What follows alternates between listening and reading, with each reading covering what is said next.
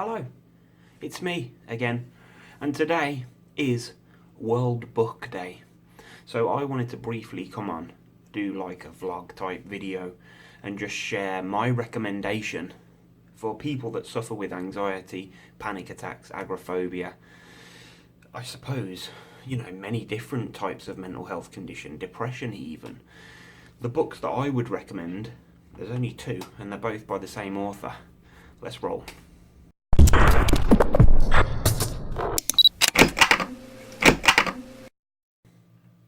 So being World Book Day today, I did a video like years ago where I had to go out and get my daughter an outfit, and I went to Asda and I was freaking out and stuff.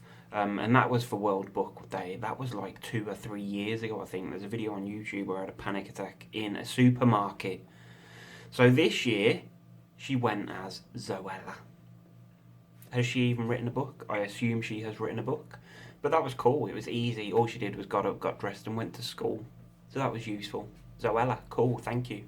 I've been suffering with anxiety and panic attacks for, I think, 13 years now, which is ridiculous when you think about it. And yes, I made good progress, I don't know, probably about 8 years ago, something like that, and I had a couple of years where I was 80% normal, I would guess. But things took a turn for the worse. I don't know how long ago it was. Time is irrelevant. But the thing that helped me get to where I was when I was normal-ish, I hate doing that, but it's the only way I can make normal sound abnormal. Does that make sense? I don't know. Okay, so roll on.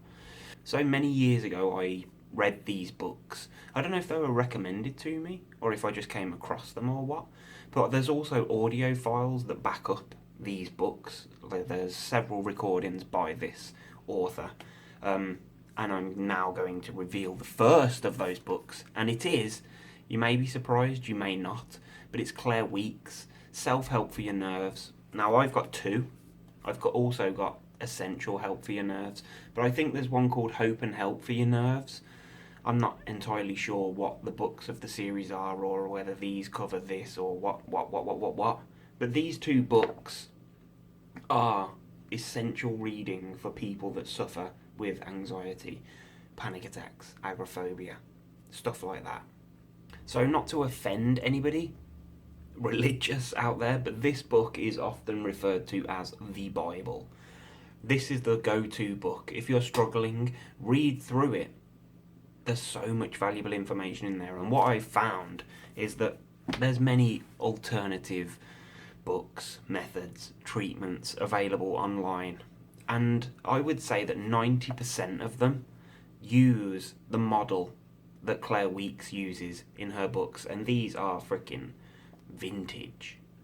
So this book dates back and was first published in 1962. This actual copy was published in 95, I think.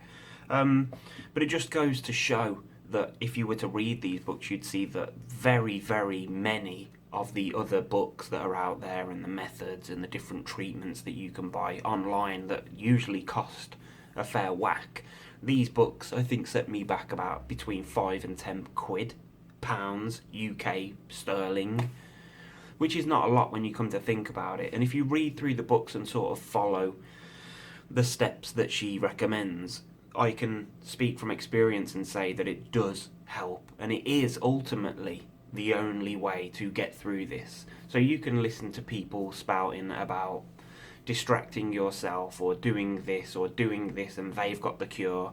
Nobody's got the cure. The only person that has the cure is yourself. Yes, you can read stuff that can help you, but ultimately it's you that's got to get out there and do the hard work. And it's no good just sitting at home getting comfortable. I've spoke about this before, man, where you just sit, you just live your life from home. You can do whatever you like within the confines of your house, but as soon as it comes to getting on a bus or getting on a train or going to work or going shopping or anything like that, agoraphobia or anxiety, whatever it is, holds you back. That means that you're not cured. That means that you're still living in fear, basically. So one of the main reasons that I like these books is because of the way that it's written. the way that it speaks to the sufferer, and it's almost a personal appointment, if you like, with Claire Weekes. It's as if you're sitting down and consulting with her to get the information that you will need if you're gonna escape anxiety, panic, agoraphobia. You see, for me, being agoraphobic, fully housebound, when I was, the information in these books was so targeted towards how I felt, explaining why the things happen, explaining what's going to happen when I do go out and make steps forward. There's even audio recordings that you can get where she pretty much accompanies you in your ear while you're listening, and she'll walk to the shop with you. Obviously, she's not walking, and she's sadly passed away. A great loss, because she clearly knew exactly how to talk to sufferers, how to rationalise things, and how to motivate as well. I think that's really important. So in the second book that I've actually got, I think is a combination of two books. Let me just check. I'm pretty sure it is. So the first section of the book is More Help for Your Nerves, and the second section of the book is Peace for Nervous Suffering. So I think you can buy those books separately, but this is obviously just one big ass chunky book. And this book's filled with information that is just as valuable as the first. So I mean, I've got both, and I've read both a couple of times. I haven't actually read them for a long time, and maybe I will go back and read this one or this one. I don't know. You know, I haven't read either of these books for quite a while, but when I get really wobbly or I'm having a bad time, if I'm in a major setback, then usually my go-to thing is the Claire Weekes audio files that you can get, and I got mine via Audible. So I'm a member of Audible. You can download audio books, and I'm not promoting shit here. This is just me talking to try and offer my personal opinion. I'm not getting paid by Claire Weekes to say this. I'm not getting paid by Audible to say that you can get the Claire Weekes audio books on Audible, but you can also get them on frickin' Amazon or wherever. Just find the shit, download it, and listen to it, but pay for it, because this woman deserves the frickin' credit. So I was going to read some excerpts from the book, but I've decided against it because I can't be bothered. And I think it's up to you to make your own minds. I'm just recommending these things, but I will just read a very small section off the back of each book. So the first one, Self-Help for Your Nerves. Self-Help for Your Nerves shows us how to dispel feelings of bewilderment and fear and start building confidence and understanding. And that sums up that book perfectly. It will. It takes away the questions that you have. If you're constantly questioning, why is this happening? How can I stop this from happening? Read that one. It's freaking helpful, man. And the second book, which is the one that I've read more, this book offers hope and understanding as Dr. Claire Weekes explores the common and inevitable patterns of nervous illness. A better understanding of the causes of nervous problems will help you to break out of the cycle of suffering so you can move forward and enjoy life again. But that's the thing. It's the common and inevitable patterns that she seems to be able to recognise. It's like there's letters in here from sufferers that have wrote to her with her response to those people, and 9 out of 10 of the letters could have been written by myself. Anxiety is just anxiety. It doesn't matter what letter or what word you put before it. Social anxiety, health anxiety, agoraphobia is just an anxiety. It's a fear of having panic attacks. Panic disorder, they're all the freaking same. It's anxiety. It's that feeling and those sensations that we are so scared of, and that's the reason that we get stuck in this cycle. It's like, for me, I won't go and do the things that I would like to go and do because I'm scared of experiencing high anxiety or panic. And that's what the books are tailored towards. It's those people that have the fears, which is what keeps us in the cycle. It's the fears of having panic attacks or having anxiety, having those overpowering symptoms and sensations. And that's what keeps us in the loop, isn't it? That's why we are classed as people that suffer with anxiety, because everybody feels anxiety or nervousness. You know, anybody that's getting married in a few months or whenever it is, you're going to feel nervous about it. You're going to have anxiety, and on the morning of the wedding, you're going to feel anxiety. So everybody does. It's just that it's not and doesn't become a problem until that anxiety starts to dictate the way that you live your life. And that's what it's done for me and many, many other people, and obviously, presumably, the people that are watching this video. So that's it. It's World Book Day. Woo! Get these books, man. They are well worth it. I like doing these videos where I can just talk randomly, but there's been so much going on recently. And I was thinking of maybe doing some kind of, I don't know whether it'd be, I hate the phrase of Q&A, but I'd like to talk more about my own experiences. And if anybody's got any questions, like whether they're related to me personally, because I'm not very interested at all. But if you've got any questions, just whack them in the comments down below. Whether they're like to do with certain things that are bothering you. Why do I wear hats too often? That's a question you could put down there. But the reason is because my hair's a freaking mess. And the reason that my hair's a freaking mess is, number one, and this is totally off topic, is because I'm fucking receding. Sorry for swearing. I'm getting old. I'm 37, man. I'm starting to lose a bit. I'm thinning. And the other reason is because I won't go and get my frigging hair cut because I'm too fucking anxious. Wow, I'm swearing a lot. I'm too anxious to go to the hairdressers and sit there. And we used to have a hairdresser that came around the house and cut my hair. But we don't even do that anymore, so I just buzz it myself and just see what happens.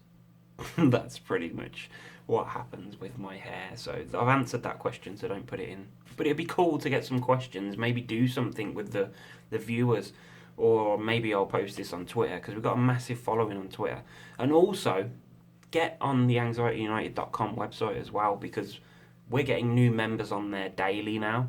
I posted something on Twitter and got a few celebrities to retweet it, and they obliged, which was fantastic. But we've had like 30, 40 members over the last 2 or 3 days on the website. Obviously, you can chat to other people on there. It's a bit like Facebook, except the people that are on there aren't fucking idiots, which pretty much sums Facebook up. Obviously, there's also information on there about certain conditions and stuff, and I post a lot of the videos that I do on the website. But it's cool if you want to go somewhere and just talk about mental health with other people that can relate, or if you want to just get stuff off your chest, whatever it is, the people that are on the anxietyunited.com website aren't going to judge you, and you can post whatever you like, within reason, obviously. It is moderated, you fools. So as I was saying, there's been a lot of talk of mental health before I went off on that crazy-ass tangent. There's been a lot of talk about mental health with politicians and stuff. There was a guy, an MP, George Freeman, I think, from Mid-Norfolk, here in the UK, who said something along the lines of, let me go back and tell you exactly what happened, because this, I don't know whether it's been misrepresented in the media or whatever. It's like people just fucking go nuts when something like this happens. So what happened was, there was a tribunal judgment that said that the PIP, personal independence payment, there was a judgment that said that people that are suffering with mental health conditions, that need help getting out, or they can't go out on their own due to psychological distress. That's pretty much the basis of it. The people that do suffer like that should be entitled to more. Apparently, as far as I can see, the government have created new laws, or somebody has, the DWP. Fuck me, I'm making a right hash of this. This is what happened. There was 2 judgments made that made it possible for people that suffer at home, struggle with anxiety, panic attacks, whatever it is, that makes it difficult for them to go out on their own and makes it look difficult for them to look after themselves, basically, which we can probably all relate to. When we're in the height of a panic attack, I could barely do anything. Survival is my main goal. Breathe. As far as I read, the DWP made 2 new laws quickly that pretty much said, fuck you to those tribunal judgments. That's where I'm at. And basically, George Freeman said that they had to do that because it made it easy for people that were struggling with anxiety at home, taking medication, to get personal independence payment. Basically, those people that are at home struggling with anxiety, taking a pill, don't really deserve any help financially. And this might be a little bit controversial, man, what I'm about to say, so I'll say it quietly. But I don't even know. You see, the personal independence payment is to help with daily living and stuff like that. And me being stuck at home, like doing pretty much nothing because I'm too freaking scared to go out or do anything, or there's days where I just want to lie in bed because I don't feel like I can do anything. It's like that particular benefit is tailored to people that need help getting about. Maybe that, you know, they've got physical disabilities, and that's where the problem lies for me. I think is that the benefit is wrong. It's not that the people that are claiming it don't deserve some kind of financial help, because obviously a large number of people that suffer with agoraphobia, panic attacks, anxiety, all of that, they really can't go out to work because they're freaking out every time they fucking think about it. And that's where the problem lies, I think, for me, is like that the benefit is just wrong. There needs to be something else. You know, obviously people always say mental health's as important as physical health, and yes, it is. But the personal independence payment is so targeted towards physical health. I don't know if you've ever looked at the form, and like the questions that are on there are just completely targeted towards answering if you've got a physical health problem. And that's where the problem lies. How many times have I said that? I'm just going around in circles. So that's been in the news. Anyway, the PIP freaking scandal. I don't know whether you claim it or whether you've even thought about it, but you should. But you probably won't get it because, as far as I'm aware, 65% of the applications for PIP are turned down. But on a positive, and this was before I think these freaking new laws were brought out, apparently 65% of the appeals that were made were successful. So it's like 65% of the 65% that were refused. Work that one out, because I'm not. I feel like this has turned into a bit of a freaking news update, but it's World Book Day all the same. So I'm going to put this video on today, but watch it till the end. Although this will be the freaking end, so if you're watching this, you've already watched to the end, so I don't know. I like doing these videos. Do you like me doing these videos? I'm after a bit of, I don't know. What's the freaking word? How many times have I swore during this video? I don't know. That's the end. We'll see you tomorrow. Questions down below. I'll do a Q&A. If there's any news, I'm going to update it, man. There might be 2 videos a day because I'm putting the info videos on. We're doing the thing with James where we're going out, we're doing exposure therapy. I don't know, man. More content the better. That's the way I see it. Am I putting too many videos on? Am I speaking too quickly? Is the volume alright? I'm out.